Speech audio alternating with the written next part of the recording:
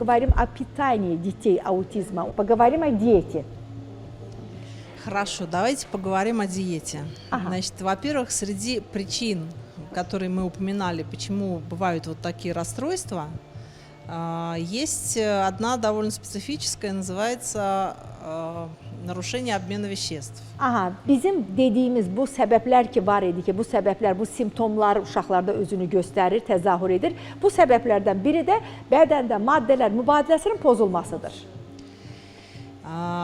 Скажем так, вот это нарушение обмена веществ, это очень сложная вещь, потому что оно может быть как причиной аутизма, а может быть как его симптомом.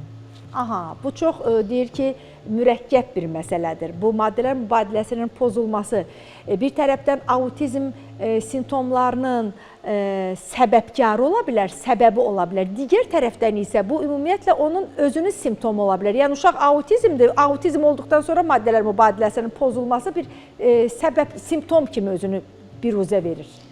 Вот, почему важно понять, что это такое у данного конкретного rебенка. Əsas məsələ budur ki, bunu aydınlaşdırasan ki, hazırda bizim məsəl üçün müalicə etdiyimiz uşaqda maddələr mübadiləsi pozulduqdan sonra mı o gətirib autizmə çıxardıb, yoxsa uşaqda autizm simptomları var idi, daha sonra onun bədənində maddələr mübadiləsi pozulub? Потому что если у данного ребенка нарушение обмена веществ – это результат того же повреждения, которое привело к другим аутичным чертам, то тогда есть шанс, что ребенок это перерастет в какой-то момент, выздоровеет от этого. Əsas məsələ budur. Əgər uşaqda maddələr mübadiləsinin pozulması nəticəsində autizm simptomları özünü göstərirsə, mərkəzi sinir sistemi zədələnməsi özünü göstərirsə, burada məsələ bir xeyli asanlaşır. Çünki bu uşağın sağalmaq şansı çoxdur. Yəni maddələr mübadiləsi bədəndə düzələcəksə, uşaq sağalmağa doğru gedəcək. Вот. Но если нарушение обмена веществ является причиной вот всех этих симптомов аутизма, из-за того, что ребенок не может, скажем, переваривать какие-то продукты, и он ими травится, и поэтому страдает центральная нервная система, то это означает, что, скорее всего, в семье имеется какая-то генетическая проблема.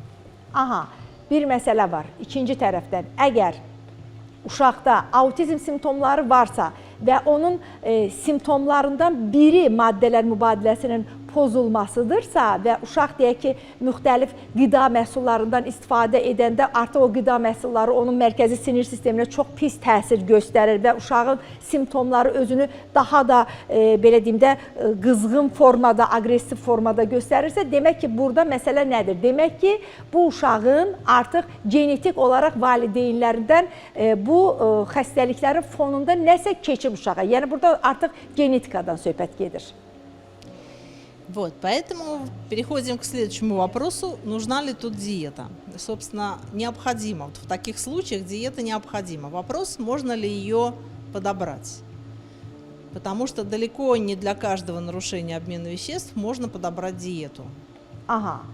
Keçirik deyir bundan sonraki vəziyyətə, bundan sonraki sualın cavabına ki, mütləq şəkildə, yəni bunu araşdırmaq çox çətindir. Ona görə mütləq şəkildə hər iki halda uşağın dietasına riayət etmək lazımdır ki, hansı yeməkləri, hansı qida məhsullarını istifadə edə bilər, hansıları istifadə edə bilməz ki, uşağın mərkəzi sinir sisteminə daha da pis təsiri olmasın. Вот, давайте я приведу пример. Mən sizə misal çəkmək istəyirəm. Есть такое генетическое заболевание, называется талассемия.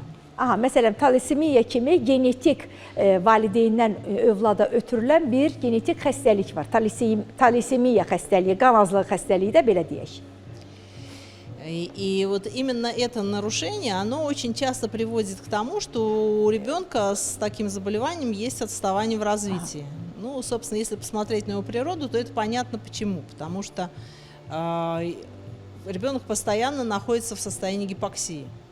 Aha, belə olan halda bax Да, ему просто кислорода не хватает. Aha, məsələn, talassemiyadan xəstələnmiş uşaqlar ki var, bax bu uşaqlarda həmişə oksigen çatışmamazlığı olduğuna görə bu cürə simptomlar özünü biruzə verir. Bu cürə simptomlar özünü göstərir. Bu da genetik olaraq valideyndən uşağa keçən bir xəstəlikdir.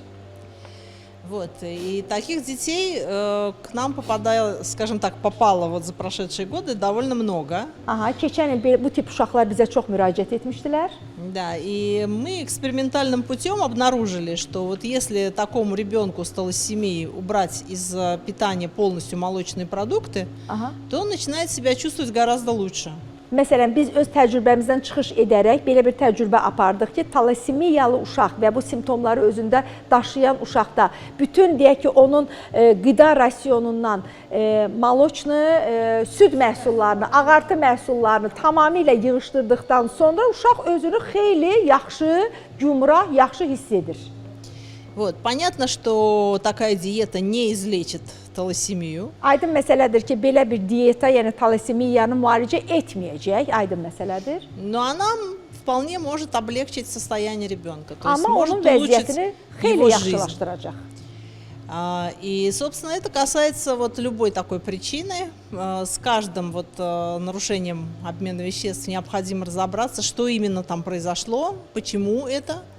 И смотреть, можно ли там, скажем, ограничением каких-то продуктов или добавлением еще каких-то, можно ли улучшить состояние ребенка. Там, где это удается, то это вообще замечательно.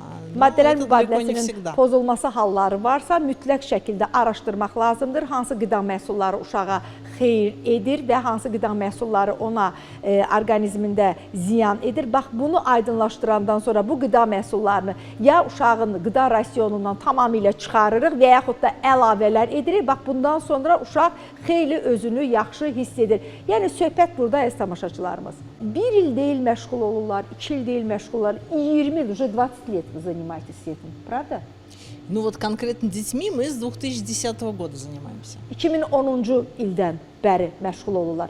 Yəni uzun illərdir konkret olaraq bu iki şəxs bütün həyatını həsr edib bu tip uşaqlara, yəni onlar artıq onlara müraciət edən uşaqları belə gördükləri anda belə artıq uşağın hansı vəziyyətdə olduğunu bilirlər.